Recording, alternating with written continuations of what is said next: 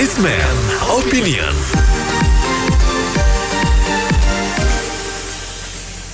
Inilah Businessman Opinion, mitra bisnis. Kami mengajak Anda untuk beropini di 6339160. Pemerintah mengkaji menurunkan ambang batas PKP atau pengusaha kena pajak untuk bisa menjaring lebih banyak lagi wajib pajak yang bisa memungut PPN sebagai pemasukan negara. HIPMI mengatakan pemerintah membuat standar ganda, belum lama ini menghapus PPN BM untuk mendorong penjualan mobil, tapi sekarang malah menggalakkan pemungutan PPN via pengusaha. Apa komentar Anda? Silakan hubungi kami di 6339160, 6339160. Mungkin pemakaian istilah standar ganda itu kurang pas ya, karena ada dua wilayah yang berbeda gitu loh. Di satu sisi pemerintah memperluas cakupan pemasukan negara dari sektor pajak kan dengan lewat PPN gitu. Nah di sisi lain ini ada pelonggaran tentang pajak penjualan mobil kan, tapi itu ceruknya kan sempit sekali dan saya yakin kebijakan pelonggaran atau pajak pembelian mobil ini tidak akan berlaku permanen. Itu akan berlaku temporer saja gitu loh.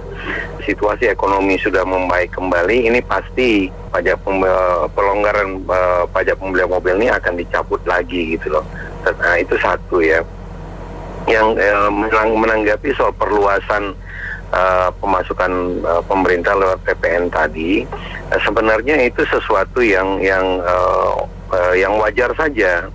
Karena di negara manapun ya pemasukan terbesar negara itu kan dari pajak ya. Nah, cuman pemberlakuannya itu kapan gitu loh. Kalau diperlakukan sekarang saat ini tentu kurang pas. Karena kurva ekonomi kan masih bukan belum melandai ya, masih menurun gitu loh. Nah, ketika ini kurva ini sudah mulai menaik nanti dan kondisi sudah menuju ke arah normal, itu oke-oke aja.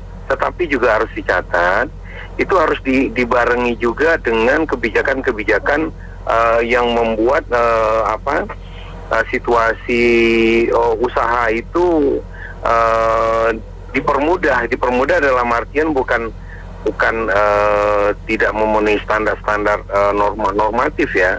Misalnya di dalam pengambilan pengajuan kredit misalnya, ya pihak perbankan jangan bersifat konvensional seperti sekarang gitu.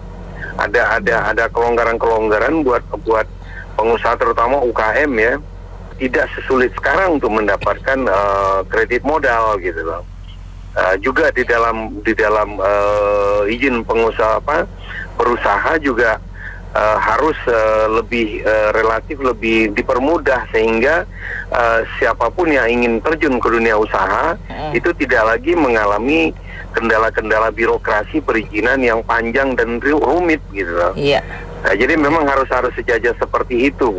Dibilang standar ganda, kalau dibilang HIPMI, kebetulan saya senior di HIPMI ya. Mungkin agak berbeda dengan junior saya cara pandangnya gitu loh. Lucu negara ini sekarang ya. Kayak amati kan dikelolanya. Pajak dipikirkan terus, segala lini mau dipajakin, pajak kenapa, pajak ini sampai PKP. Makanya kita bingung ini, utang ditambah-tambah tanpa perencanaan, ya kan. Pembangunan kita juga lihat bagaimana, sama-sama aja nggak ada perubahan kok, ya kan. Ini sekarang PKP, aduh, bingung kita sebagai rakyat. Mereka enak-enakan, tapi uang yang dikorupsi nggak jelas sampai sekarang. Harun Masiku mana? Ya, Jiwasraya gimana? Rakyat dikeruk terus uangnya, dipajakin terus. Mau dengan dalil begini, BBM ini. Bingung kita ini, rakyat ini. Mereka utang sampai sekarang masih juga jor-joran ngambil. Anak bayi pun sudah menanggung 20 juta itu mereka yang baru lahir itu aja. Jadi intinya coba berpikirlah, jangan rakyat ini jadi sapi perahan. Pajak knalpot, pajak ini, kita konsisten lah. Jadi saya rasa dengan penurunan BBM yang turun, pemerintah pintar karena kalau beli mobil masih kena PPN lagi. Jadi daripada BBM nggak diturunkan, PPN tidak bisa masuk. Dengan penurunan BBM itu PPN bisa bertambah, bisa masukan pajak bagi pemerintah. Jadi pemerintah cukup, saya rasa itu cukup smart. Itu dari saya. Pak Hendra, selamat siang Pak Hendra. Selamat siang. Iya, silakan. Mestinya bukan diturunkan tapi dinaikkan menjadi 48 miliar begitu. Ya, UMKM. Selamat siang, saya setuju dengan yang dilakukan oleh pemerintah. Pemerintah itu kalau memberikan sesuatu tentunya sudah dipikirkan, dihitung macam-macam.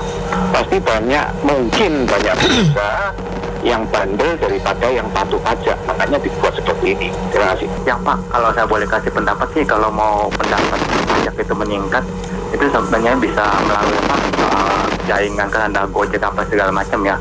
Dilihat yang banyak belanja-belanjanya tuh yang mahal-mahal, terus jaringan hotel segala macam yang nginep di hotel atau wisata ke luar negeri, itu yang mesti dikenain pajak Pak. Kalau pengusaha UMKM dikenain pajak tuh sama juga dimatiin, kasihan mereka Pak. Apalagi lagi keadaan begini, usahanya juga belum tentu lancar gitu Pak ya. Udah gitu yang kedua saya bilang perlu ada konsistensi gitu Pak ya. Misalnya gini, kita mau bikin vaksin kayak vaksin Nusantara, itu kan vaksin lokal bisa menghemat devisa. Kenapa malah itu kayak kalau saya seperti dicekal gitu kan? Malah kalau hasil itu bagus tuh Pak, bisa mengurangi pengeluaran devisa, bisa untuk menghemat pengeluaran negara dan untuk pembangunan gitu Pak. Itu aja Pak, makasih. Baik Pak Taufik, silakan. Ya, selamat siang. Kalau menurut saya sih sah-sah saja pemerintah mengadakan double standar begitu. Tapi masalah yang penting itu kan pajak kan diambil dari uang rakyat. Itu kan rakyat yang membayar untuk pemerintah. Nah, dalam hal ini pengelolaannya pemerintah harus benar-benar baik. Apa yang dimaksud baik? Jadi kalau ada pejabat yang korupsi mengambil uang dari pajak itu, berarti itu hukumannya harus diperberat. Saya sampai sekarang ini nggak pernah melihat ada hukuman. Kayak itu pajak PBB itu yang di bawah 1 miliar itu untuk apa ya? Bagusan tetap ditutup daripada cari pajak yang baru. Jadi nggak ada gunanya, orang pusing aja. Bagusnya PBB di bawah 500 juta itu ditutup aja, kita usah-susah. Ya menurut saya kalau diturunkan segitu, itu artinya yang buka warungnya agak besar itu semua kena PPN. Ribetnya itu PPN, ada PPN masukan, PPN keluaran, dan harus dilapor tiap bulan. Dan kertasnya jangan ditanya itu jumlah apa yang harus kita bikin, itu apakah UMKM mampu. Menurut saya itu sangat tidak mungkin, sangat tidak mampu. Kalaupun mau dipungut, mekanismenya langsung kenain deh di harga barang, jadi nggak usah membebani kita tiap bulan lapor gitu. Pekerjaan pajak juga banyak. By system tidak semua orang mampu. Jadi kalau mau terapkan dia langsung taruh di harga barang aja dah. Jadi nggak usah lapor-lapor, kenain langsung kan, langsung kena kayak cukai rokok gitu loh. Terima kasih. Kalau menurut saya sih bukan standar ganda ya. Ini lumrah sih.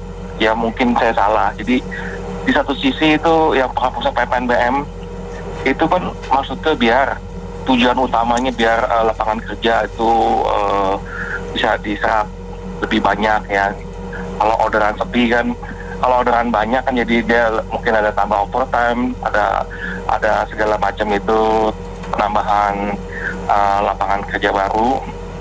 Nah di satu sisi lagi untuk yang tadi PKP itu jadi mau dijaring lebih banyak lagi, itu biasa seperti terjadi di Amerika gitu loh. Mereka kasih insentif banyak ke masyarakat yang sedang dilanda pandemi, tapi di sisi lain mereka menaikkan pajak untuk perusahaan-perusahaan yang menguntungkan begitu. Makasih. Saya setuju dengan tadi menyatakan bahwa standar ganda ya, atau lebih tepatnya kebijakan setengah hati.